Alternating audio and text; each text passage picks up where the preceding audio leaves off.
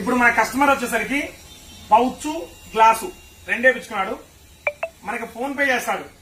Phone pay చేయనా clear గా ఒక్కసారి ఫోన్ పే చేస్తాడు చూడండి.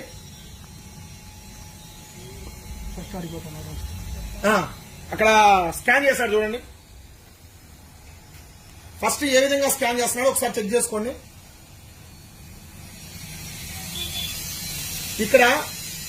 ఇక్కడ చూడండి, మెయిన్ ఫోన్ పేలో ఏం పేరు వచ్చిందో మొత్తం చూసుకున్నాడు. ఒక్కసారి చూడు, కింద పెట్టి చేశాను నీట్గా మళ్ళీ కనపడేట్టు. ఎందుకంటే మీరు చూడండి ఒకసారి, బయట ఫ్రాడ్ స్కామ్స్ ఎలా జరుగుతుంది. ఖచ్చితంగా ఇది షాపుల వాళ్ళకి మాత్రమే. ఎందుకు చూడాల్సింది ఏంటంటే, ఇప్పుడు ఫోన్ పేలో డబ్బులు కొట్టించుకుంటున్నారు. డబ్బులు కొట్టించుకోవడం వల్ల ఎలా ఫ్రాడ్ చేస్తున్నారు అనేది మీకు బయటపడడం కోసం ఈ వీడియో చేస్తున్నా.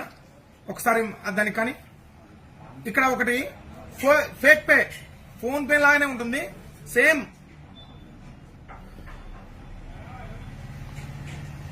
కేవలం అవగాహన కోసమే అండి. ఇప్పుడు 1 లక్ష రూపాయలు నాకు కొడుతున్నాడు డబ్బులు. చూడండి, శబ్దం కూడా వచ్చింది కొట్టినట్టు. ఇక్కడ వ్యూ డీటెయిల్స్ కొడితే సురేంద్ర సెల్ పాయింట్ పెయిడ్ 1 లక్ష రూపాయలు. ఇక్కడ బ్యాంక్ కూడా ఎస్బీఐ బ్యాంక్ నుంచి పే చేసినట్టు వచ్చింది.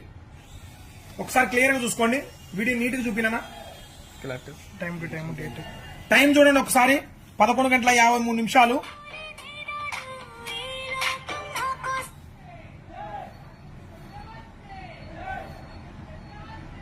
11:53. డేట్ 26 జులై 2024.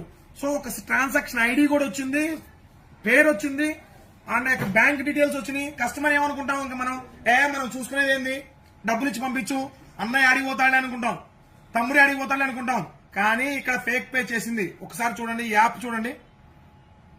ఇంకేది ఏం పని చేయదు.